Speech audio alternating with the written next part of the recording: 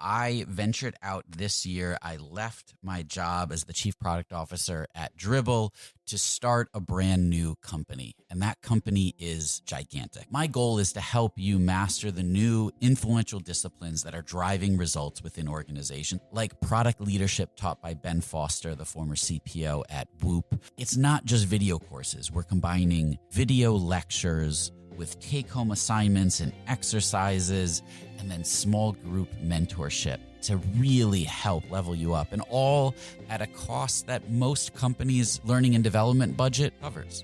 So if you're interested, go to gigantic.is, that's gigantic.is, sign up for a course, and I'll walk you through everything that you need to know. And if you enroll and let me know that you heard about this on Rocketship, I've got a special discount for you. Hey guys, it's Michael again. So we're only going to do this month, and we're only going to do this once a year.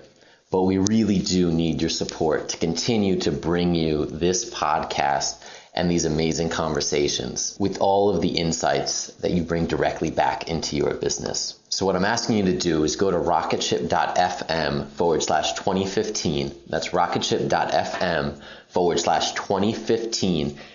and pick one of the amazing gifts and help us bring you this programming next year.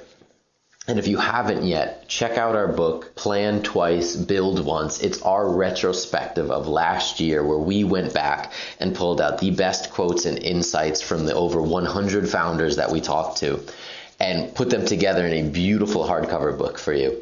I am so excited to get this into your hands. So go to rocketship.fm/2015. When you purchase that book, you help us bring you this program. So, all right, enough of that. Let's get on to the show. Welcome to the Rocketship podcast. I'm Joelle Steiniger. And I'm Michael Saka. Today, we have a very special episode for you. We went out and found stories on team productivity. And this is something that's really that I've struggled with personally. So I wanted to hear what other founders were doing to get their team through those hard times and how they keep everybody motivated. And Joelle, you talked to two of the founders today. And what was your big kind of takeaway from the conversations? So the big takeaway for me, even though both founders and teams face different challenges and have very different personalities and cultures and all that, the overarching thing is that everyone needs a sense of purpose and ownership over what they're doing. And then they need to be able to celebrate the wins, even if they're small. And that's something that's really important for us as well. I know, Matt and I, we might get, a certain number of signups on something, and it might not be a huge number, but we'll have a beer over it and we'll cheers and say, okay, that was great. Let's do better, or let's try this or whatever and move on. But you don't just ignore the fact that you had some kind of win. So that's something that's big for us. Yeah. And I think another important kind of, I don't know, in my conversation, she was trying to get her team through this really hard time, where they couldn't quite find the market. They had some really big competitors who were doing really well. And she had a team that was without growth. They weren't able to get excited. They didn't have those wins. And so you have to start looking outside of even the business metrics to keep the team together, because you're really growing a family. And that was one of the lessons that I took away from her was, there is motivation outside of metrics and outside of growth. You just really have to find it. And that's a very personal thing. And as a founder, you have to have some intuition to be able to pull it off, because you have to actually know people and know the people that you've hired. Yeah, absolutely. Cool. Well, let's get into the first one. Yes, so first I talked to the co-founders of Embark, Brian Hall and Bsharah, and they talked about how they kept their team motivated through kind of a similar situation you just described, and it was a great chat with them. We'll get into it right now. We'd like to take a moment to thank our awesome sponsors. CodeShip makes continuous delivery simple and easy. Go to codeship.com/rocketship to get 20% off 3 months. Customer.io is a modern email platform built for startups. Go to customer.io/rocketship to start sending emails that convert. We'd also like to thank InVision app. InVision is by far the best prototyping and collaboration tool on the market. I can personally say I can't imagine delivering another design comp without it. Go to invisionapp.com/rocketship and sign up to get their starter plan free for 90 days. My name is Bsharah. I'm the CEO. And I'm Brian Hall, the CTO. And so Embark, what we do is, there's a lot of things that affect revenue for people with regards to email. As a good correlation, if you look at search engine optimization, you absolutely have to do a good job of search engine optimization to make sure that you end up with good search results, because Google is kind of got these crazy algorithms that determine whether you show up in results or not. Well, the same thing is happening in email. And if you're not doing email delivery optimization, the odds of you getting into the inbox are much, much less. And Gmail has complicated algorithms, Yahoo, Hotmail, all of these guys are implementing these things that determine whether or not your stuff gets where you need it to go. And so it's really complicated to watch everything that can go wrong, and not just watch it, but know what to do to fix it. And so what we do is we watch everything and we provide solutions to solve those problems.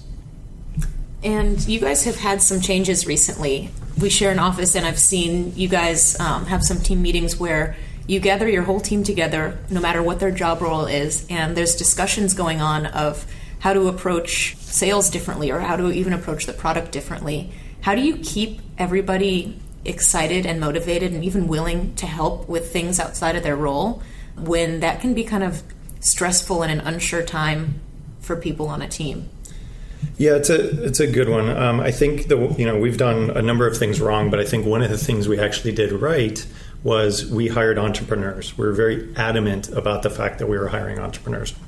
We put entrepreneur in the title. We put it in the description to kind of scare off the people that aren't that type. Dave has started a number of his own companies and still runs a couple. Justin has had his own company. Jonathan is younger but entrepreneurial. Sean is the same way. And I would say Colin he's a data scientist, so he's used to doing math in a box, but he loves the entrepreneurial stuff that we're doing. So everybody's built around this. They know that they just have to do whatever it takes. So we didn't have to convince them to go do something that's outside of their normal job description, so to speak. And I think that personality type also let us always be really honest with everyone about how everything's going and what customers are saying and what we're seeing. So they always knew the details of things. So when we figured out that we needed to focus on email more broadly rather than just the performance stuff, it wasn't a shock. Everyone kind of understood.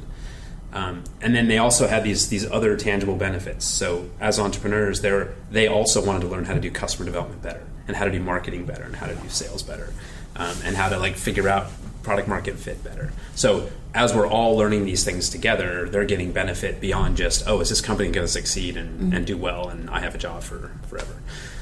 So they're seeing these other benefits out all the time. So I think that helps to keep people motivated and excited. Right. And you actually mentioned something when we were talking earlier about the kind of the key thing you've learned in even the past 6 months of what it takes to motivate and lead a team.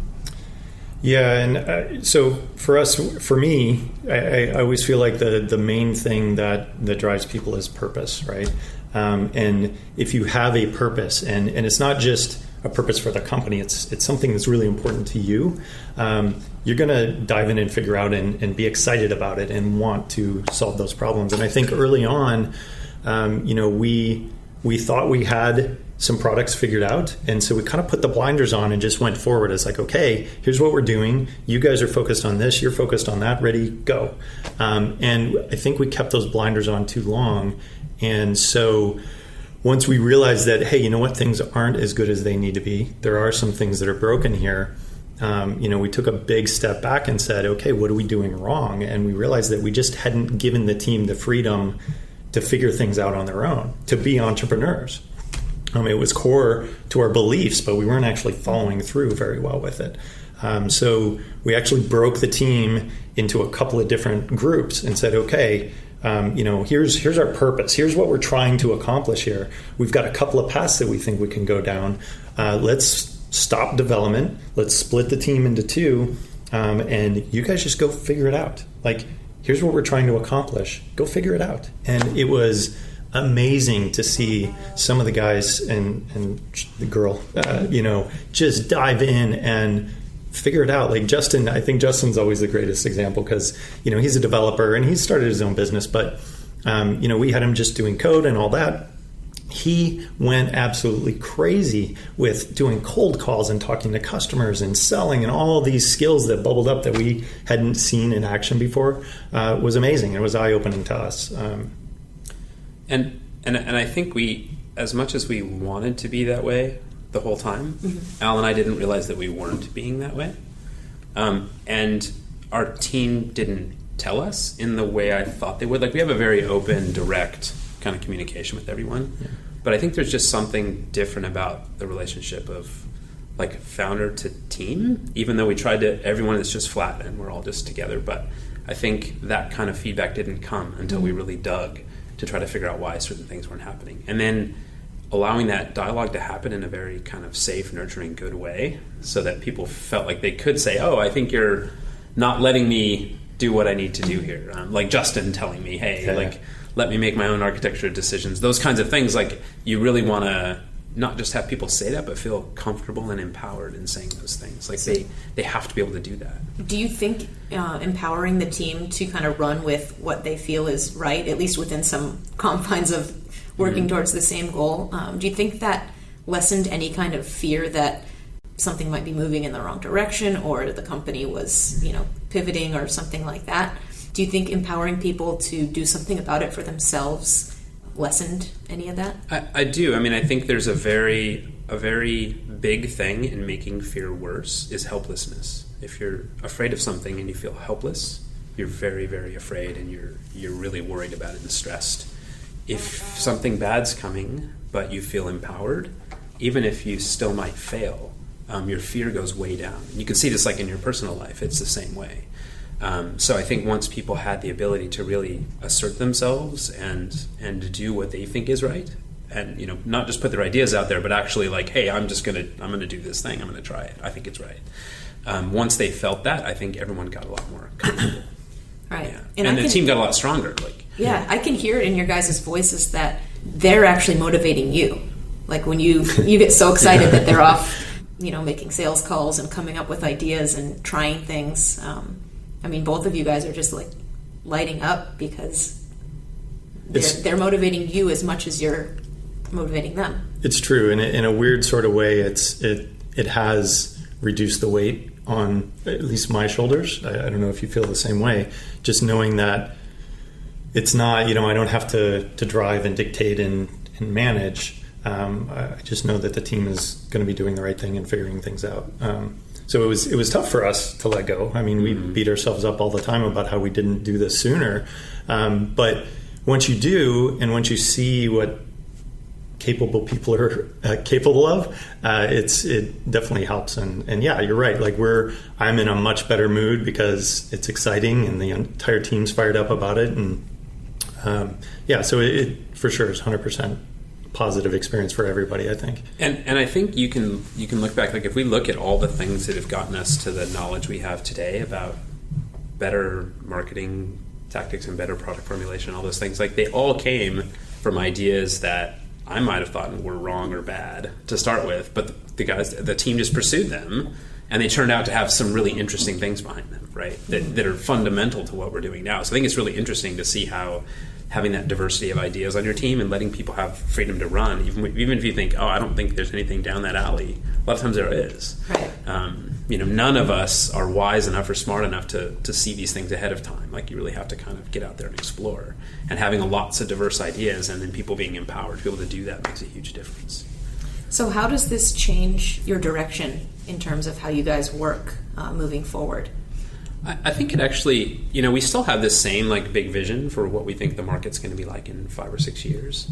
And I think we still have the same ideas about how we're going to compete with different other companies. But the local solution, the next 6 months, 12 months, 18-month solution, I think those are the things where everyone having lots of room to roam helps a lot, and it dials it in much better. Everyone talks to customers, and everyone does sales, and everyone does their other core job, development or whatever, and that way we find much better solutions much faster. But the long-term things, I think those things are still out there, like where we think the market's going to go. So I think it just makes the actual implementation, the rubber hitting the road, much better. Yeah, I mean, before, when we were doing things, I would say incorrectly, I was a guy doing sales. There were 4 guys doing development, a data scientist, and Sean's were, she's the glue, keeping it all together. I was kind of working in a bubble. I would occasionally get feedback from the team, but they weren't engrossed with the customer and feeling the same pains that I was hearing. And I wasn't conveying what those pains were well enough for them to really understand. And even then we had, products that weren't right. So there was all these things that were going wrong. And like Brian said, now, because everybody's doing customer support, everybody's doing sales, they all feel what the customer is saying, right? We're all experiencing the same things. So it's easier for us as a team to go, you know what, like we keep hearing this thing. Why aren't we addressing this? So I think moving forward, it's a hive mind instead of just a mind, if that makes sense. Yeah, absolutely. Yeah. I love it. So tell us where we can keep up with you guys online. Sure. So we just launched emailcopilot.com. But our company is embark.com, and then of course we've got Twitter, Facebook, and all that stuff. So /embark or /emailcopilot. Great. Yeah, Thanks, guys. thanks. Thank you. So next I talked to Angela Kwa, the founder of Last Room, and they have come through the trough of sorrow. But we talked a lot about that year where she was trying to find what could motivate her team and how do we get through when we don't have a lot of positive signs to point to in the business. And we talked about kind of how metrics do affect even your development team and your customer service team and definitely the founding team, and some of the techniques that she used to bring her team together to create that family atmosphere so they can make it through the hard times. So let's get into it. Born in December 2012 as a mobile app for same-day hotel booking. So first of all, we were trying to be the first mobile application for same-day hotel booking in Latin America. Our ambition was to replicate the model of companies like Hotel Tonight. We saw that business model. We wanted to do the same and to be the reference, the most interesting application of this kind of application in Latin America. So that was how we started. We meet as a co-founders during a startup weekend on February of the same year. Then in September we started with the development of the product, and in December we released the first version of the app, the first MVP. Things changed during the first 6 months of operations. Even we were able to reach good results in terms of downloads, in terms of sales. We were gradually understanding that the model was very, very difficult to maintain. The big problem is in this industry is that all the travel apps offers basically the same content. In which sense we are trying to solve the same problem in the same way with very small differences between different products. Yeah. So. Basically, if Hotel Tonight is focusing mainly on same-day hotel bookings, finally is an application that helps you find an hotel. So it's the same as Expedia, it's the same as Booking, and in the field of leisure travelers, something that I'd like to underline is that usually leisure travelers are always looking for the best deal. So they don't get married with anybody. They don't decide, okay, since today I'm going to use only Hotel Tonight, only Booking, only Kayak. No, they are just searching, they are surfing up dozens of websites and mobile applications, looking for the best deal available. And today is you, and tomorrow is another company. Nice. So what was it like as you're kind of discovering this market and where you guys want to fit in it? What was it like motivating your team through this? We passed through very hard times when it was kind of difficult to motivate people, because basically the rhythm is lower when you are realizing that you are not trying to sell enough, and that your product maybe is not enough attractive to your to the clients, to the potential clients you are targeting. It's kind of difficult to motivate people, but we share our worries to our co-founders and also to the other guys of the team. In that time, we were 8 people. And we explained that it was time to understand better our real clients and to get from them the information we need to build a new product. Because what we understood was that the key of our success, maybe I hope it will be a success, would be only in our clients, because our clients will be able to share with us their needs, their problem, the opportunity of business in their specific industry, in the industry of business charters. So what happened was that we try to speak with the team to share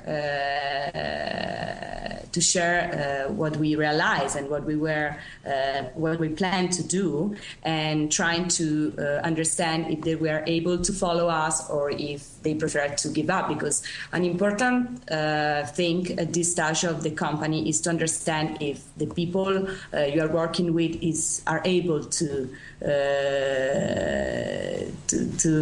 take part of the challenge, to take part of this hard the challenge of pivoting.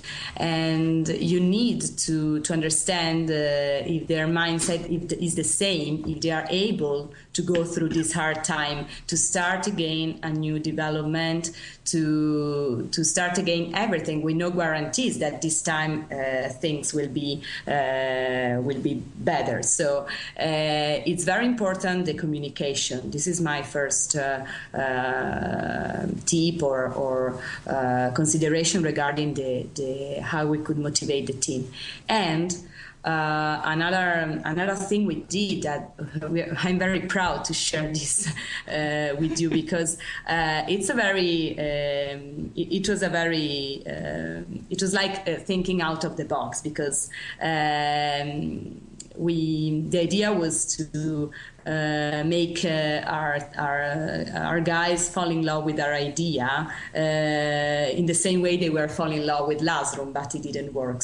So what we did was basically finding a new way to involve and motivate them. We invite them to a small town, to a trip, basically, to a small town in the Mexican Caribbean. It's a very charming place. It's called Bacalar. There is also a lagoon there. And we spent together 3 weeks working on the architecture of this new product. And we were 8 people, so the 5 co-founders, 2 guest developers, which then became our tech guys too. So then they then joined the team, and these guest developers join us just for fun, just for that 3 weeks with no expectations about being hired or something like that.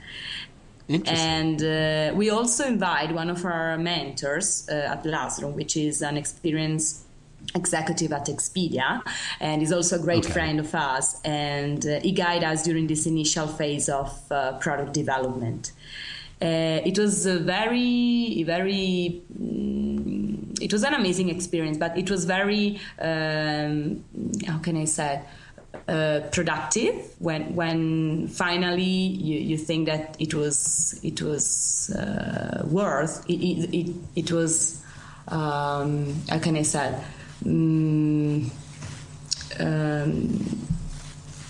I mean, our expectations were very high, and finally it was it results a very brilliant experience for us. So it reinforced a lot. What kind of stuff did you do when you were there? We were coding. What kind of like? So you were coding, but was it the fact that you were all in a room together and all concentrated, or was it the fact that you kind of maybe got out of your regular environment to build this? What do you think created this experience? I think that it was crucial to take a breath outside from our usual environment. So moving somewhere and working from another place, it's very inspiring, and I think that it helps also to increase the sense of belonging of the team members. So I recommend it in order to increase the relationships and to rise the spirit, because we were at the beginning of a new adventure. So it was very important for us to start with the good step. So that was a smart decision that time. So for your team members, what do you think, or what did you notice kind of got them excited? What aspects of growth did they seem to respond to really well? Could you repeat the question? Yeah, so what, like when you're doing, I guess, like team meetings, what aspects did they seem to get really excited about? Was it revenue numbers? Was it number of downloads and users? What parts of the business did the team, were they motivated by when they saw, oh, there's growth here, let's keep going? Yes, I think that what we couldn't see, what we couldn't leave when we were working on Classroom app was that part, the part of having approved that the development and the product was having success outside from our room, outside from our office. So all our enthusiasm developing something inside of our office wasn't getting with the same enthusiasm, but by the clients, by the market. And I think that when we start now working on Classroom for Business, and we are start having getting accomplishments and results, market results, and media coverage, and opportunity to mentions in blogs, in general in media. This is very important for the spirit of the team, because it's a kind of confirmation, a sign that what you are doing is it's important, that you are useful, especially the tech guys, because sometimes we forget to involve them in the accomplishments of the company, market accomplishments. But it's very important to involve everybody, especially if your team is quite small, like Classroom. At this point, so we are trying always to, for example, to organize social events, to celebrate when there is a small success to celebrate, or a small step forward to celebrate. So this is very important for the spirit of the team. So how did you guys do that kind of on a weekly basis? How did you keep the team updated of the progress? We used to have weekly meetings Also social meetings, not only meetings in during working hours, but also social events like we call them last room drinks on Thursday night or Friday night, and events where we are also talking about personal stuff and sharing doing different things apart from working. So that is one of our strategies, techniques to keep the team together and to promote the relationships within the colleagues, within the members. And but also we would like to organize weekly meetings during working hours to speak about the results, the milestones, future milestones of what we already achieved, and everybody has the right to speak and to share and to update the team about his job and his tasks and whatever. So it's something that we are trying to do also now when I'm not there, but we do weekly Skype calls to keep in touch with everyday tasks and activities. So very cool. And so where do we keep up with you online? Yes, on social media. We are on Twitter, on Facebook, on LinkedIn. We also use Medium, but just for personal sharings, and email, of course. Awesome. Well, thank you so much. Thank you a lot, Michael. Finally, I talked to Mel Gordon, the co-founder of Tap Hunter, and she talked about how she keeps her inside sales team motivated. They're a totally sales-oriented company. Almost their entire team is made up of inside sales folks, and that can get a little interesting sometimes. And she talks about not only the challenges that she faces keeping them motivated, but she has like really specific tactics that sound like they work awesome. So anyone who's got a sales team absolutely should listen to this segment. So Tap Hunter is really two things. First, we're a set of online tools for bars and restaurants to manage and market their beer, spirits, cocktails, and wine program. So it helps them get more profits out of their alcohol program. And then secondly, we have a consumer-facing app that allows consumers to discover the fine world of beer, spirits, and cocktails. So that's what we do. And our business model is we're a recurring revenue model. So bars and restaurants subscribe to get access to all of our tools on a month-to-month basis. And you guys are primarily a sales team, correct? Yes. So the way that we acquire our customers, so we're a 12-person team today, half of which are inside sales. And so inside sales is 99% of the way that we acquire our new bar and restaurant customers today. So we're calling all across the U.S. So sales is tough really no matter what industry you're in. Startups, it seems extra tough because there's still a lot of figuring things out going on. Definitely. How do you keep your team motivated, especially when such a large portion of your team are all salespeople and there's some competition involved? Yep, definitely. Tell me a little bit about how that goes. So the number one thing that I continue to hear, not only because recruiting's a big part of my job, right? We're always recruiting for our team. So the number one thing that I hear from people that we're either recruiting or interviewing or just from the people on our team alone is that hands down they want to sell something that they believe in. And that continuously is something that I hear over and over again. So we have people on our team that have great sales backgrounds but sold gym memberships. And they were really good at it, right? But if that wasn't something that they were super excited about, well, that wasn't going to help get them to work every day.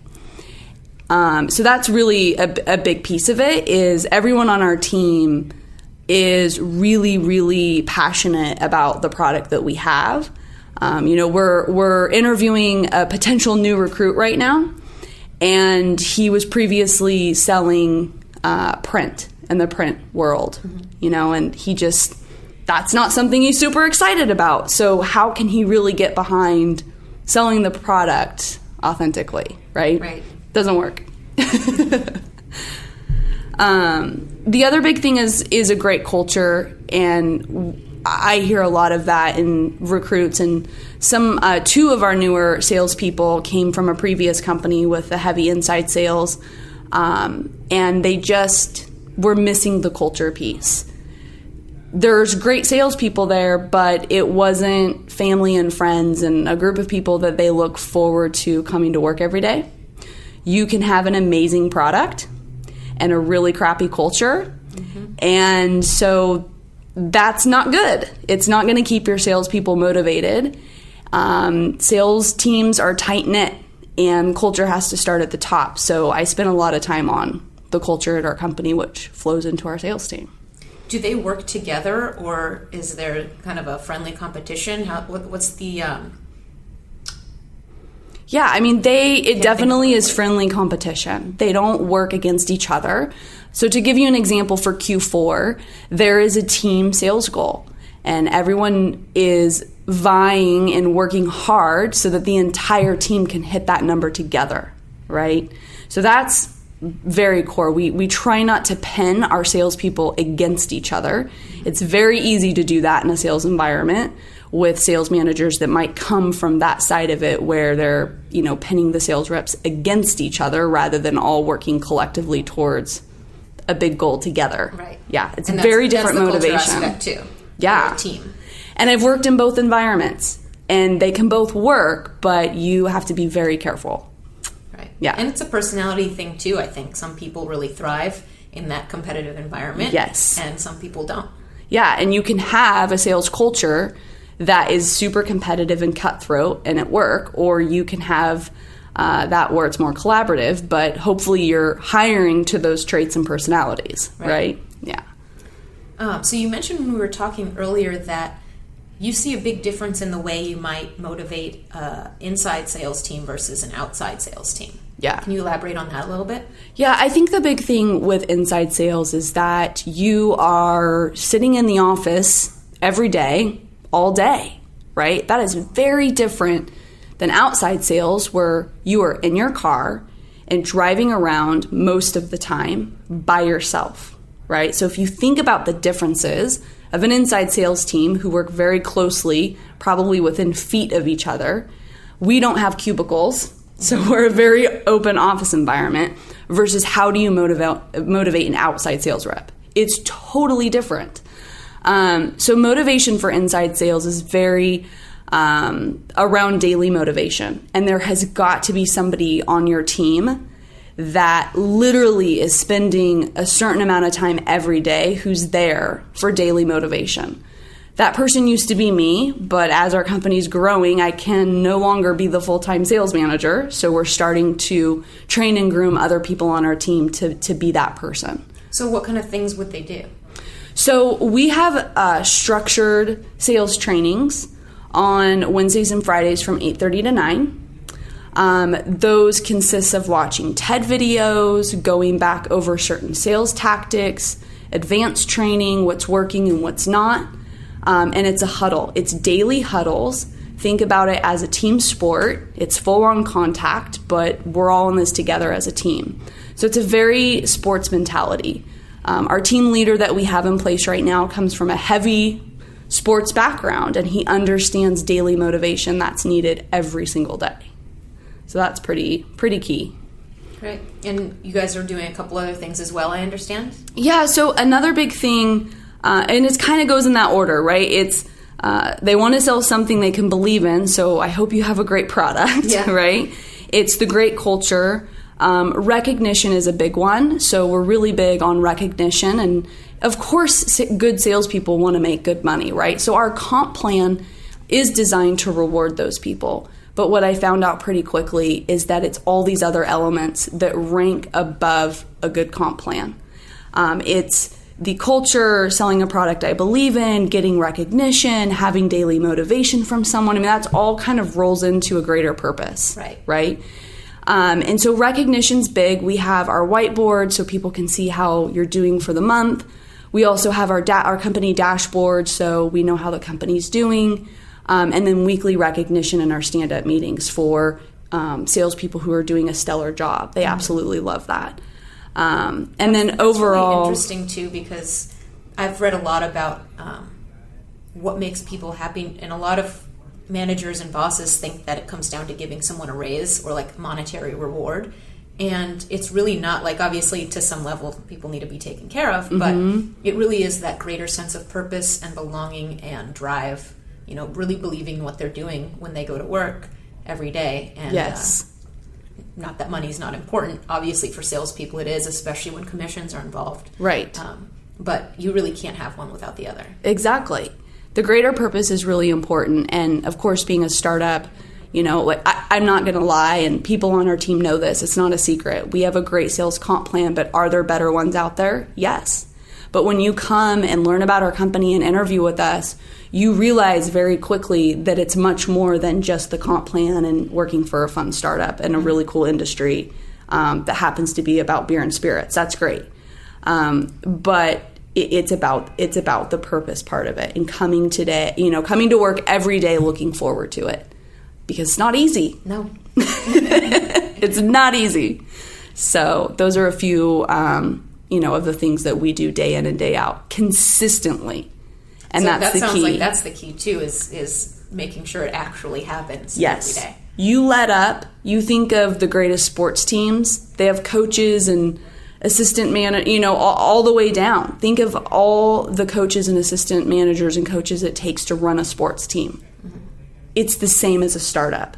And it can't just be the CEO or a sales manager. Everybody on the team has to feel empowered to keep each other motivated. So we have other newer team members that, will keep the positivity up and help other people. So it takes everybody to do it. Awesome. This has been really great. For anyone who's not familiar with you, where can they keep up with you online? Sure. So you can follow us online at taphunter.com, or our Twitter handle is taphunter, or you can follow me on Twitter at Mel Gordon. And for anyone who hasn't listened, Mel did an extended interview with us a while back. You can find it on rocketship.fm. Thanks for listening to this episode of the Rocketship podcast. If you enjoyed it, we have tons of other awesome episodes on our website. Check them out, rocketship.fm. And while you're there, make sure you sign up for our newsletter. We're twice monthly. We send out actionable advice for entrepreneurs and exclusive links to AMAs with our guests. That's rocketship.fm. Sign up today.